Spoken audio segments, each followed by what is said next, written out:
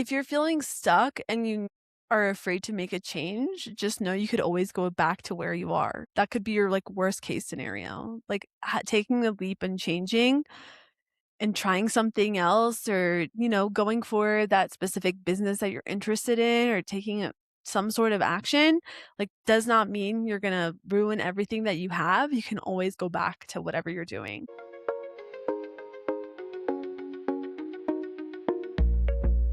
Hello, and welcome to the Ambitious Woman of Color podcast. I'm your host, Jessica Lynn Rojas. Today is one episode I've been wanting to record for a while because we talk a lot about growing in your career from the inside. So like getting visible, getting promoted, getting paid more where you are.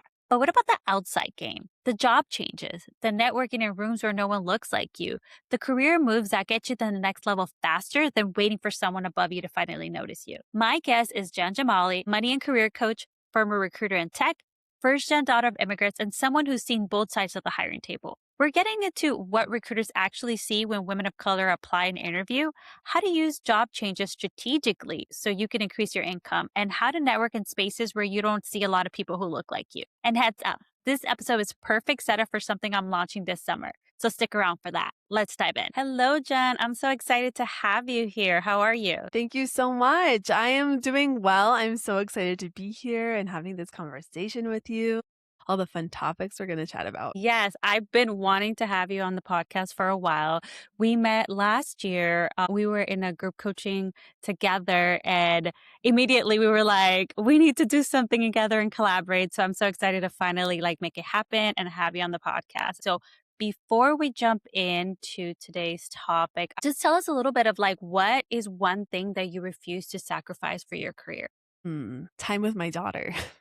That is the number one thing I would say. My career experience, my career completely transformed when I got pregnant with my daughter, when I was laid off at 8 weeks pregnant. So I completely changed my way of looking at work, looking at the way of making money. And I mainly focus on what's the way I'm going to have the most time with my daughter, because she's 3 years old. She's in her formative years, and I just won't miss anything if it's at the stake of my daughter. No, that is so amazing that you get to have that. And we can dive a little bit more later in, your story of how you got to enjoy your pregnancy and motherhood and being able to be there, especially like you said, in those formative years where it's she's developing who she is. And it's so important, as coaches, we learn that everything, your limiting beliefs, your stories, your character is built in those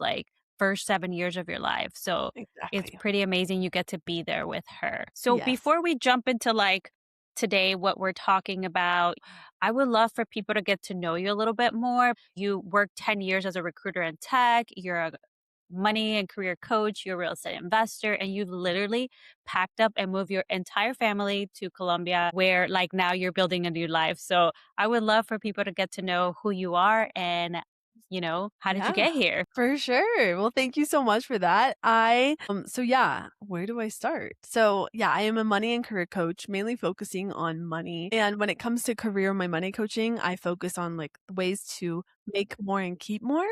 So yeah, like I mentioned, I was laid off at 8 weeks pregnant. I had a decade-long career in recruiting. I was working at companies like Spotify, Pinterest, and I was making great money. And I have to say, I know we'll talk more about kind of the career progression, but in 2020, I completely changed my mindset when it came to money. And because we were all so quiet and there wasn't much work to do. Because I was a recruiter, I focused on hiring and interviewing and negotiating offers. But when everything stopped, hiring froze. So my company at the time, I was working at Indeed, and they essentially put us on different projects. And it was kind of like projects to keep us busy once recruiting was to pick up again. So I remember I was like, these projects are BS. It has nothing to do with my actual role. And I know it's not going to affect my performance, but if I can give these projects just a couple hours a day, I'm going to use the rest of the time to really focus on learning about investing. Because before that, I was very much focused on how can I make the most money in my job? But when it came to investing and how to properly, invest in and grow your wealth. That wasn't really on in my 20s. It wasn't part of what I was focused on. And I remember my husband's the finance guy. So if people would come to me and be like, "How did you own a house at 25?" I would be like, "Go talk to my husband. Like we figured it out together, but he's the finance guy." And I remember I got to a point where I'm like, why am I giving away my power? Why am I giving away like I'm not competent in when it Mhm. comes to money? Like it was just investing was like a different language. And then so I used that slow time in early 2020 to focus on reading all the books, listening to all the podcasts, and actually start to put things into place. So from there, I mean, we weren't doing anything in 2020. We were really locked in our homes. And I remember I had this whole mindset shift around, I'm so grateful to have this home that I bought when I was 25, and it's an affordable home. I'm so grateful for it because it has enough room for my husband and I and our dog, like to where we can work and have enough room for ourselves. Because before I was really focused on like leaving that house and built like going to my forever home in the best school district in Austin. But I completely changed my mindset. I said, screw that. I am not going to focus on my forever home because I don't even know what that looks like. And I'd rather start focusing on investing in real estate. So that like everything that I was learning from my books, from the podcast, I like what really set everything apart was actually putting everything into action. So I went and I bought my husband and I, we bought our first investment property in a little suburb outside of Austin. And then we were like, okay, that was great. Let's do it again. And we went out of state and we bought a property in Florida. And so we grew our net worth really quickly Mhm. and started putting that money towards assets, even continuing to focus on increasing our wages at our jobs. Mhm. And then, like I mentioned, 2023 comes around or 2022, at the end of 2022, I was just pregnant and then I got laid off from my job. And that was a job that I was working at Spotify at the time. I specifically went to the company for their maternity leave and it was just very slow. And I was just like, this feels odd. And I really want to get pregnant here because of their amazing maternity leave. And so I remember I put out the plan. I'm like, okay, I get pregnant here. I take my 6 months of maternity leave and I'll be back by December 2023. And then I'll quit my job and I'll go all in on my business because I started my business during my maternity leave. And literally it came exactly a year earlier. So I started my business while I was pregnant in January 2023, and then I had my daughter. And I was focused on, I really prepared and saved a lot while I had the job because it was very slow. I'm like, I Mhm. have a feeling something's going to come. They're like, no, Jen, this is work-life balance. Like, this You're is like, what "I don't you recognize this." I was like, I think this is like I'm reading between the lines and it just sounds like everything's really slow and you overhired on recruiters. So yeah, so when the layoff happened, I did not take it personally at all. I was just like, okay, well, I guess I get to enjoy my pregnancy.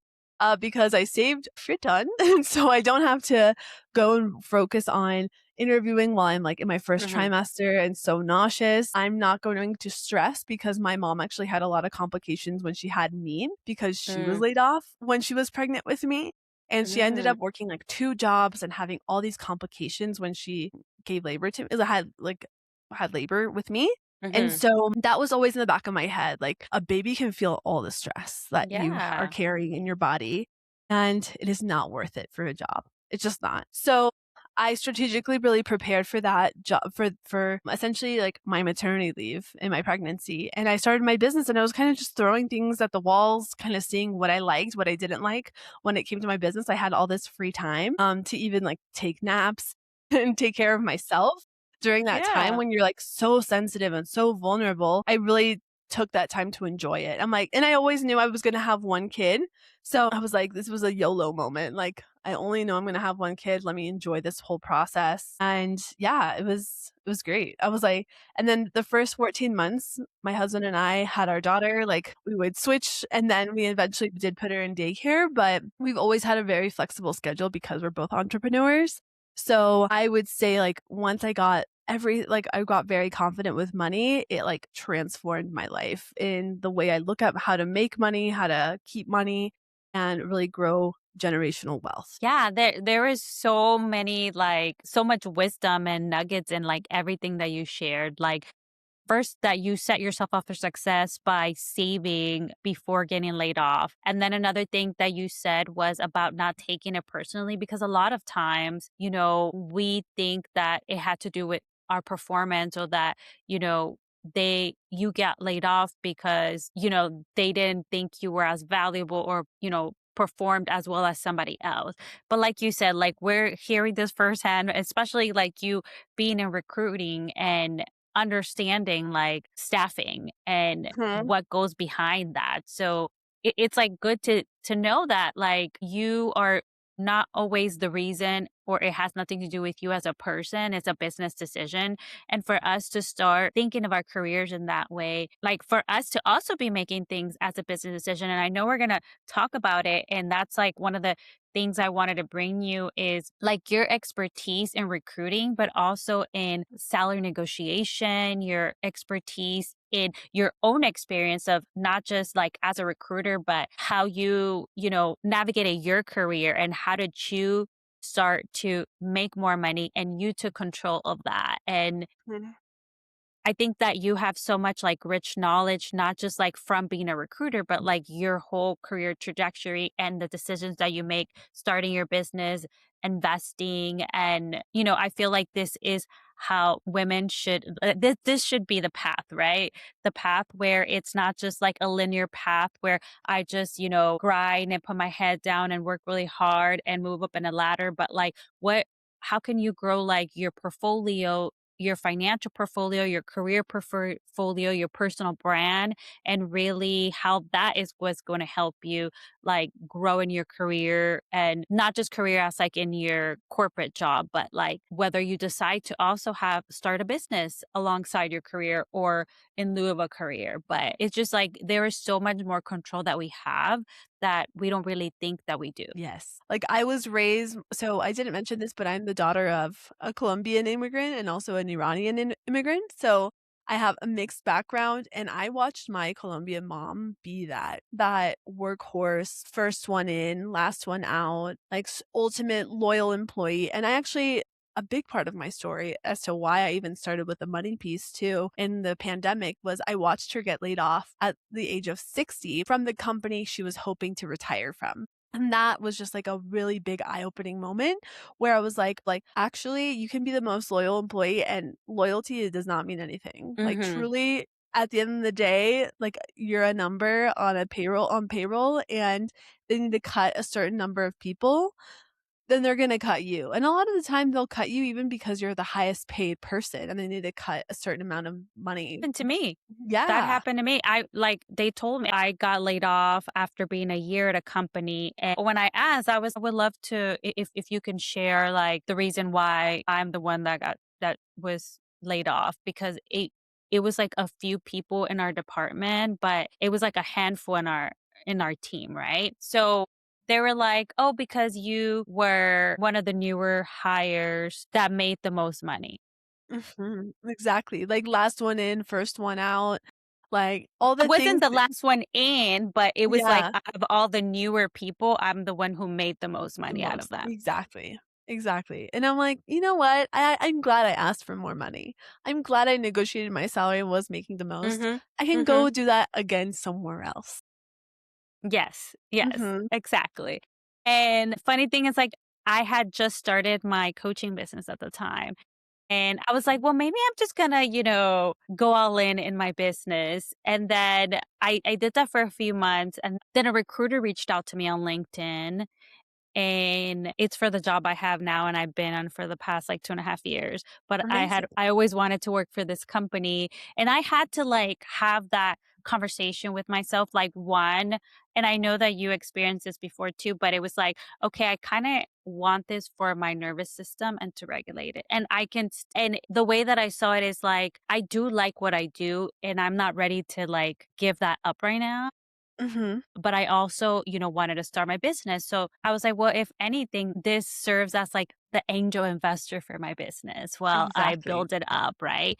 and I get to I do like my career and I do like helping women too. So also the good thing is like I'm still in the same situation. I'm going through the same issues that some of my clients are going through. So like I get to apply those things together. So it Mhm. ended up working out. And I mean, I've been in the company for now like 2.5 years. And I was the one that was like, they reached out to me. I didn't apply. So Yeah, it was really meant to be, and I'm a huge believer of timing and huge believer of, like, things happen the way that they're supposed to happen, and what is meant for you will never leave you, and what is meant for you, like, I was truly. meant to be at that other company, Mhm. even if it was that for 1 year, I was meant to be there, learn from there, and then move on, and now be where I am now, and I'm really happy in my career choice and my Exactly. Yeah, like, I think, like, the opportunities come and go. You built your network, you built more connections, and that's why, I same thing happened, like, I was 14 months after my daughter was 14 months old, and I was dealing with a lot of really bad postpartum anxiety, and so, going back to what you mentioned about nervous system regulation and just, like, I was just constantly, like, not feeling good, and I was like and I said one day out loud, I'm like, "Should I just get a job right now and just see how that goes?" And literally the next day, my boss from Spotify that laid me off, I still, like, kept a really good relationship with him, and I still have a really good relationship. He literally texted me the next day after I said that out loud, like, "Hey, do you want a contract at Pinterest?" And I was like, "Okay, yeah." But I was done with recruiting. I Mhm. was really over it. Like, I was just so especially when you work at these really big companies, the amount of applications and just know, a lot of these bigger companies like a Spotify, a Pinterest, a lot of people are reading resumes one by one. And that's what I was really sick of. And so I took on this contract at Pinterest. I'm like, "That's awesome. I can put Pinterest on my resume. Cool." Yeah.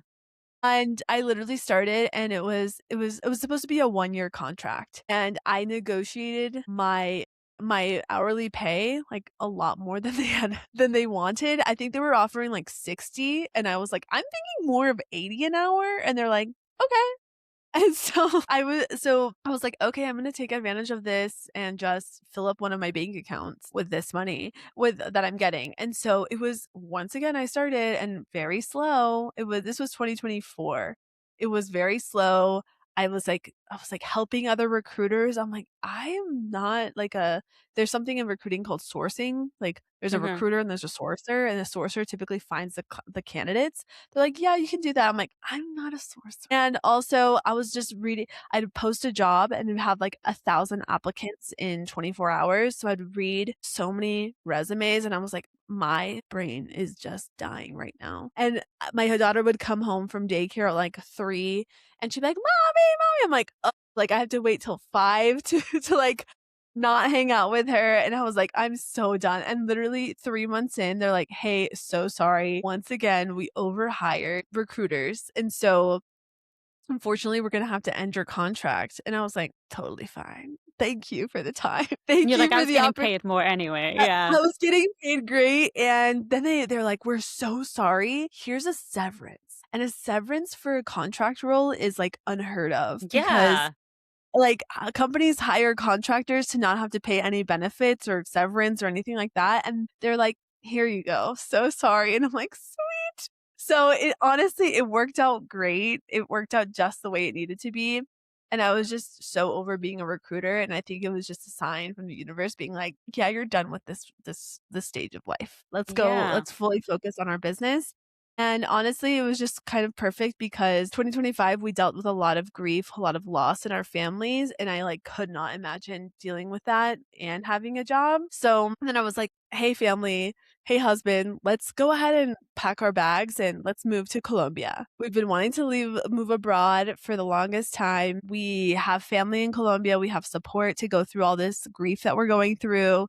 We're gonna have support with our daughter because truly the US makes it seem that caring and raising a child is meant for, like, just mom and dad, Mhm. like, we've lost the whole sense of community, and I was like, we need help, and I don't wanna move back to my hometown where my parents are because and also my mom is still working, and Mhm. so my husband's parents are fully retired, so they have just been so helpful, and I was like, "Yeah, we gotta go."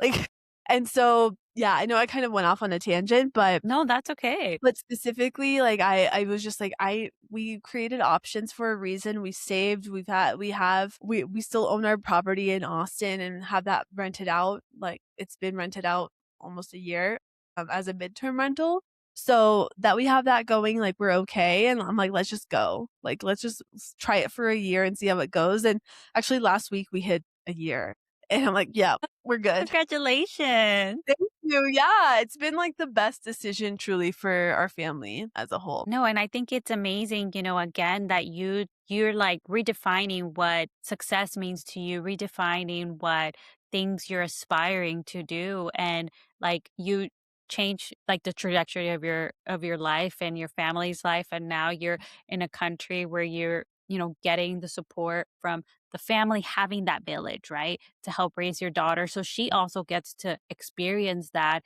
and grow up in that culture, grow up in that environment with the values and Yes. around family where like you said here, yeah, unfortunately, like I know when I was growing up, I was always around my cousins. And then, when my mom, she was working a lot, my grandma would take care of me or my aunt would take care of me, but I was always around family. So it Yes. didn't feel like lonely. But I feel like now, this generation, they don't get to experience that. And that's just really sad because I feel Yeah. like that's what I love so much about my childhood is of being around my family and like growing up with them. Yes, for sure, and I was like, "We're not." I read this book called Hunt, Gather, Parent that goes back to, like, old tribes and, like, what makes them the happiest kids, and it was like, yeah, parents are it's not just supposed to be mom and dad, they're supposed to like, kids are supposed to be exposed to other people too. That's part of their community, so, yeah, thank you for Yes. that And because 'cause I'm like,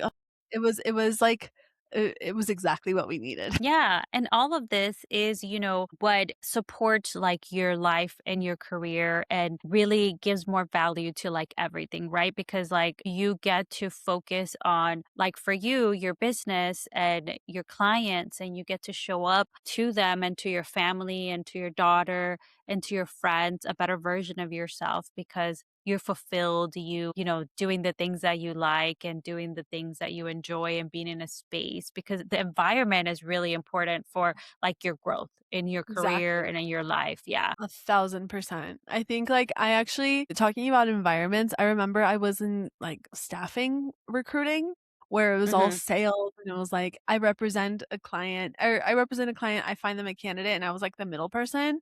I did Hmm. not do those environments, and then I went to tech and I was, like, bigger companies, and I was Hmm. like, "Whoa, this is where I actually thrive." So, I remember even thinking about my career trajectory, I know what like, I'm not sure if you wanna talk about the job hopping piece, but Yes. finding those environments that, really help elevate you, pay you better, like, there's so much power in job hopping, and I used it specifically as a wealth building tool where, I think I kept on finding the right environment like, I'm like, "You know what? I've learned enough here. I'm fine not working with these people anymore. I can just go and move to another job that's paying even better. I'll make more connections. My network's gonna grow even more." So, I'm a big, big proponent of job hopping. I used to think I was like, "Man, that's like a red flag of mine. Like, is that bad that I keep moving jobs?" But I mean, these jobs are coming to me. Like, I'm not like the last 2 I was like 1 laid off from Spotify, my contract ended with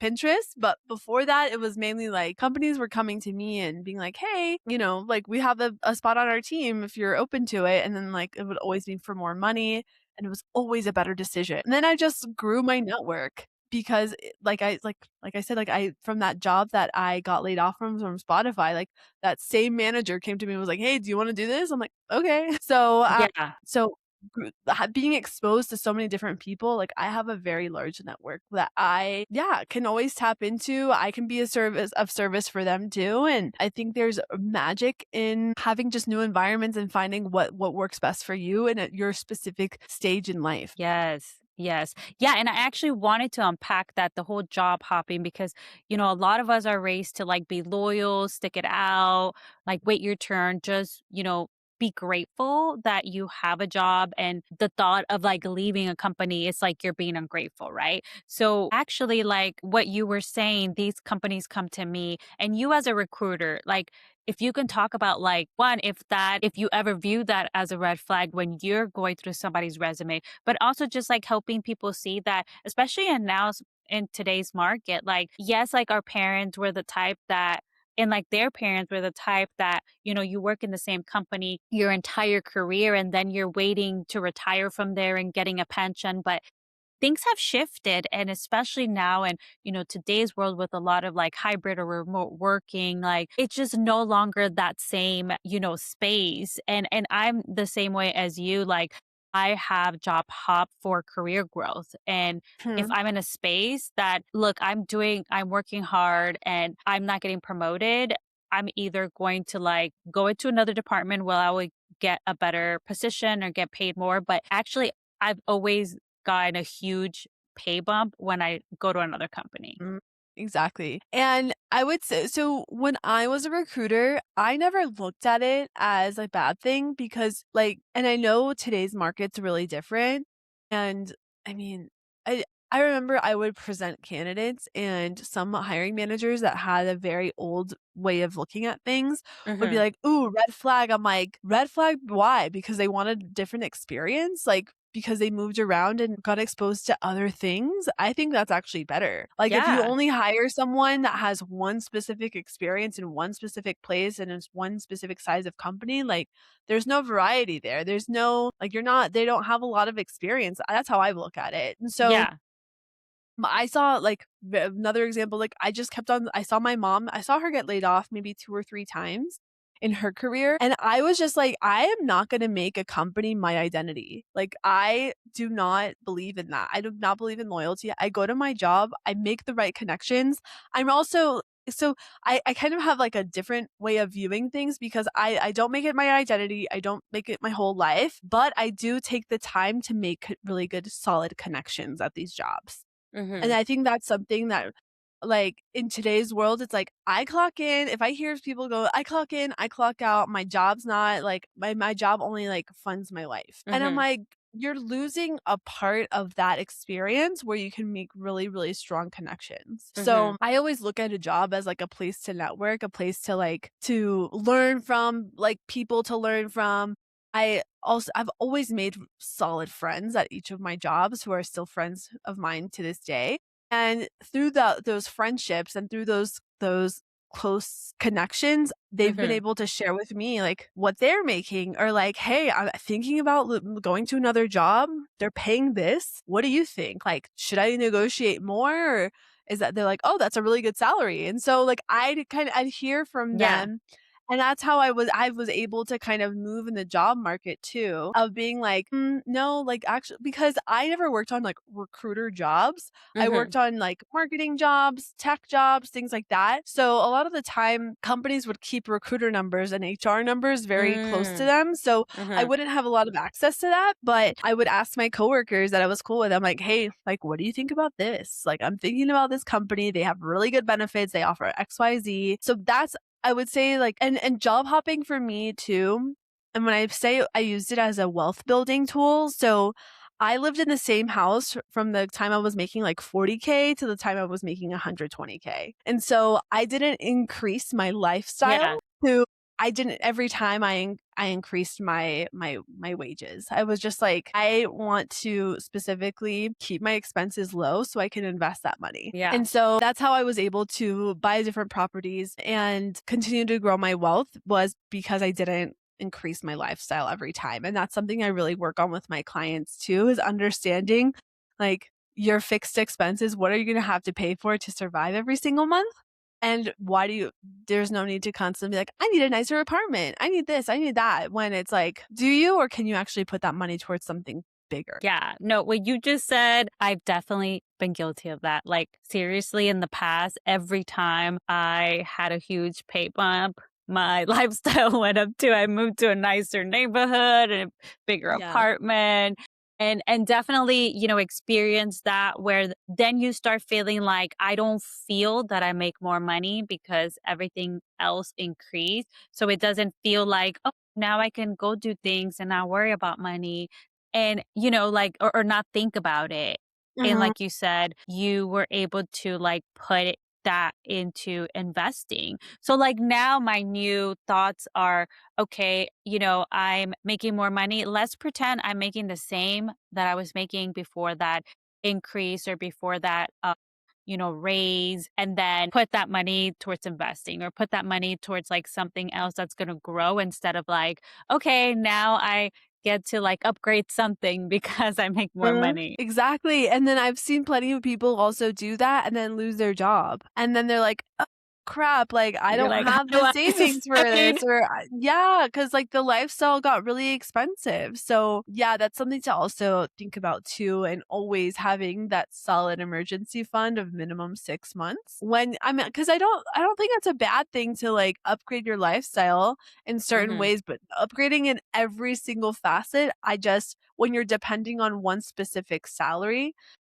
that's where I see, like I get scared. Because, I mean, yeah, if you're making consistent money through your business, through different forms of income, by all means, but if you're depending on one specific salary, just know, like, with the way the workforce is right now, like, there's no such thing as loyalty from a company, like, anything can change at the drop of a hat. So, you never know, Yeah. they don't prepare you, like, "Hey, we're gonna lay you off in about 6 months."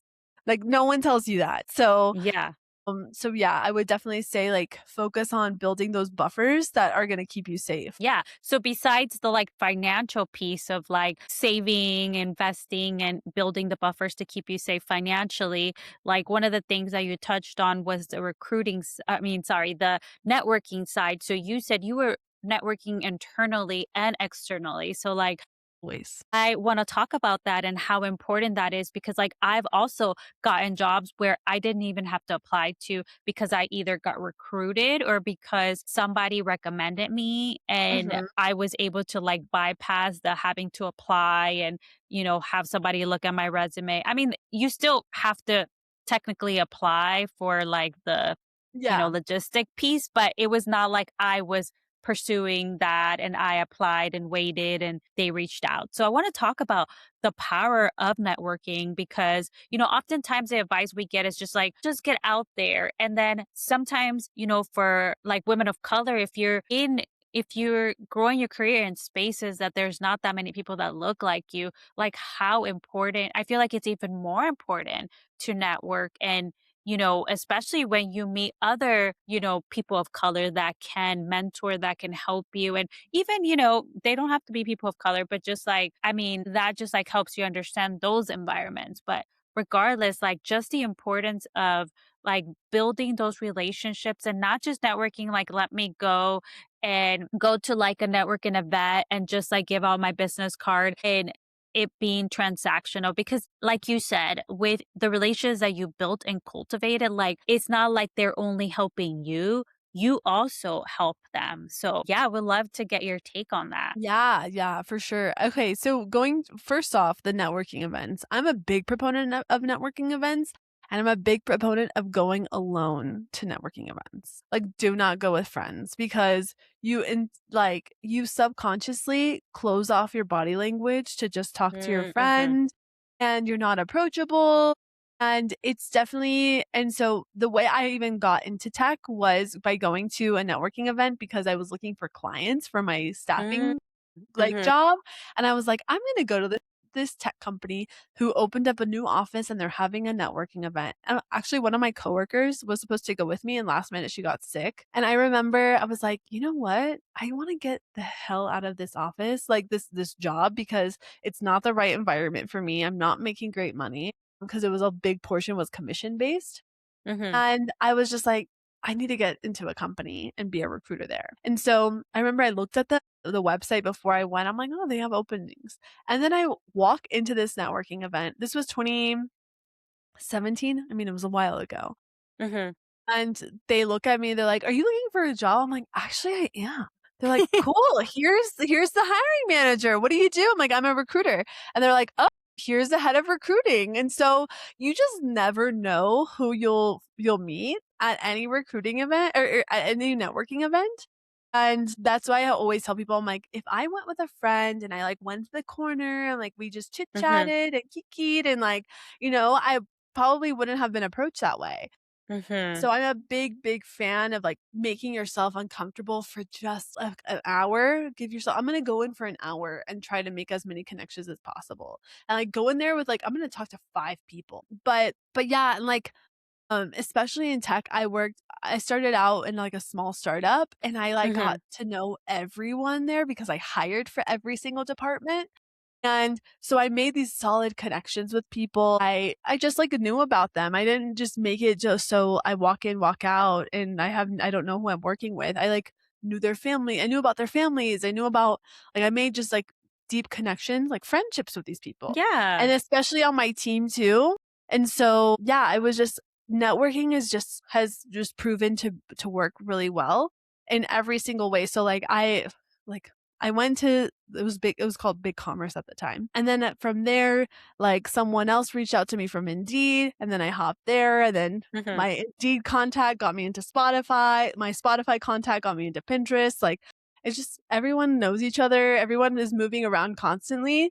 And so having this solid network is huge. And I think it's like the biggest your network is your net worth, really. It's like Yes. yeah, and, like, when I started my business, like, old colleagues were my first clients too, so it's been, a way to it's even helped me in my own business today too. No, I love that because what I was hearing is that, like, all of your tech jobs, you've gotten them through networking and you've gotten them through, like, your contacts helping you, like, and reaching out and vouching for you because as a recruiter too, right? Like, the way that you evaluate a candidate, if somebody comes as a referral, like, a lot of times they automatically, like, get seen. It at Yes. least, like, gets you to the top of the pile.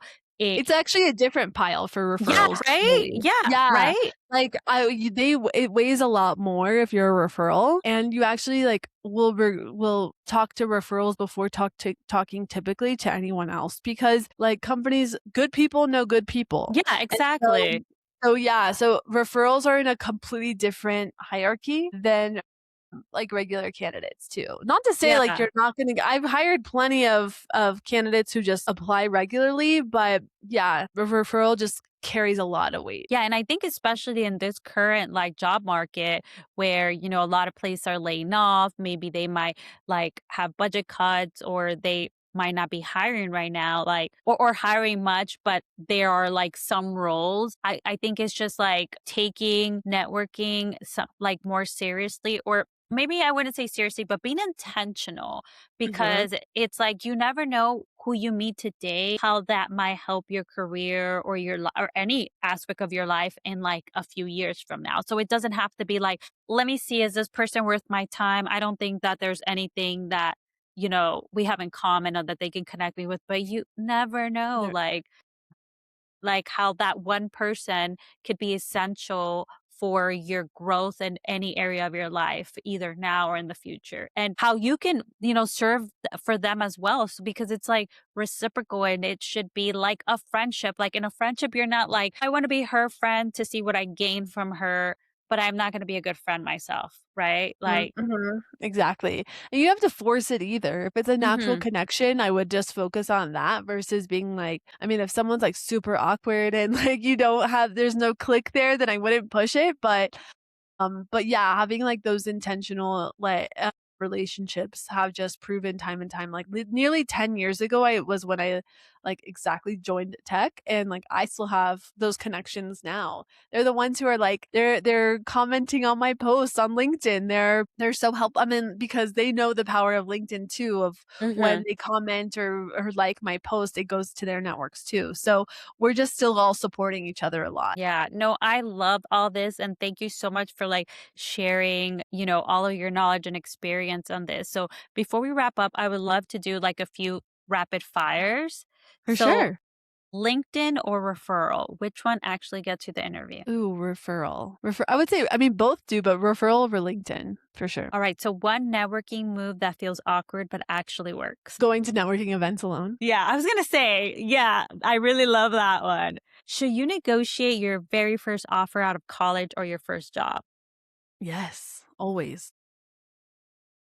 And what is one money habit that you had to unlearn after layoff? That Amazon buying things on Amazon regularly is not necessary, and I actually broke that habit by giving myself 1 day to buy on Amazon, and so I would throughout the week, I would put things in my cart, and I would only let myself buy on Wednesdays, and by the time Wednesday came around, literally nothing mattered, that's how I broke my habit. Yeah, no, I love that. I was like, I needed to throw in a money one there. All right. So, one final question.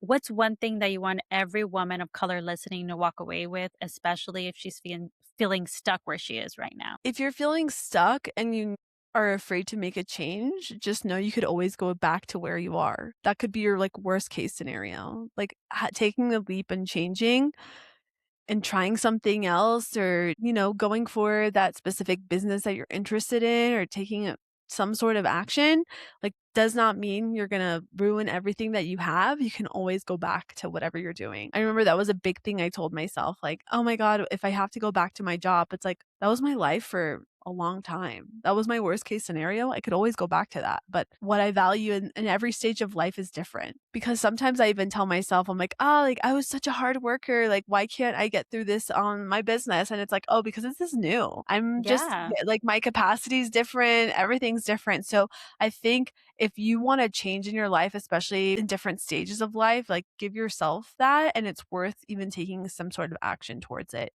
knowing that you could always. Yes, I love that. And again, like, career life, just life in general is not linear. And it's not like, making a decision is going to ruin the rest of your life. And I Yeah. love that you said that too, because you're like, it's always putting all the cards and options on the table. And like, worst case scenario, you go back to something you already did, or like, say you're in a certain career path. Worst case scenario, you go back to a similar job, but now you learned the lessons from that one. So you're going to do things differently. Hmm. And, applies with not just in jobs or career, but everything in life. So I love For that. sure. Yes, risk taking gets met. Like, I think as you take more and more risks, like risk taking becomes a lot easier in a way. And just the more experience you have, like, I mean, I bought a property outside of like 15 minutes from my house. I bought one in a whole other state. And every time I did something scary, it just like grew my capacity so much more that I was like, yeah, that's fine. Like every time I would freak out about something, I'd be like, now those same situations happen. I'm like, not a big deal. I always have like an answer for it. So yeah, I think that just taking control of your life and your career, not just like letting the monotony of day to day just take over because then you're like 50, 60, 65, or whenever you want to retire, you're like, that's what I did, my career. Yeah. I was just that I Yes. always knew like one career wasn't meant for me. I'm meant to have so many different passions. And I'm not sure if you're familiar with human design, but I'm a Yes. manifesting generator and like, yeah. And so like trying different things, finding out like what I like in this stage of like, I'm meant to do so many different things, not just one. Yes, yes, I love it. So, yes, thank you so much again for being here. And where can people find you and work with you? Because already from the top of mine, I've been listening to your podcast. So, definitely want to shout out the Payday Club because, I learned so much from those two first episodes. Yes. So, definitely You're I will put on the show notes. But what is like places that they can find you and work with you? Yes, I'm very active on LinkedIn. So my name Jenn Jamali, Jamali. You can find me on Instagram as first Jen, like my name, money. And I also have a newsletter called the Payday Club as well. So I'm very active on all accounts. And yes, you're even giving me the push to focus on my podcast even more. So thank you so much. And yeah, I am taking on a few new clients in July and August. And I do work one on one with clients. So, working on all things money, redefining your whole relationship with money, how to make more, keep more, all the things when it comes to money. Yeah, perfect. Well, thank you so much again. Thanks, Jessica. I really appreciate it. This was so fun. Career Baddies. If this episode made you realize you've been working hard, but it's not turning into leadership role or pay increase you want, that's exactly what I help you change in one-on-one coaching. We get specific on what you're already doing that should be moving you forward, where your work is getting overlooked or staying in the reliable one box, And what needs to shift so people actually start seeing you as leadership material when decisions are being made? So instead of getting to the end of the year wondering why it didn't happen, you're already positioning yourself for the roles, conversations, and opportunities that lead to leadership before they're even officially open. And this ties directly into my summer series on the podcast, how to use the next 6 months intentionally to get the leadership role, the visibility, and the pay you've been working towards, instead of waiting and hoping it shows up later. Make sure you subscribe because I'm breaking this down every week in a way that actually helps you move differently at work, not just think differently. If you're ready to stop being the person who works hard but stays overlooked and actually position yourself for the leadership role and salary you want by the end of the year, DM me on Instagram at Jessica Lynn Rojas or book a sales call at jessicalynn-wellness.com/scheduling. Take care of yourself, career baddies. Vámonos.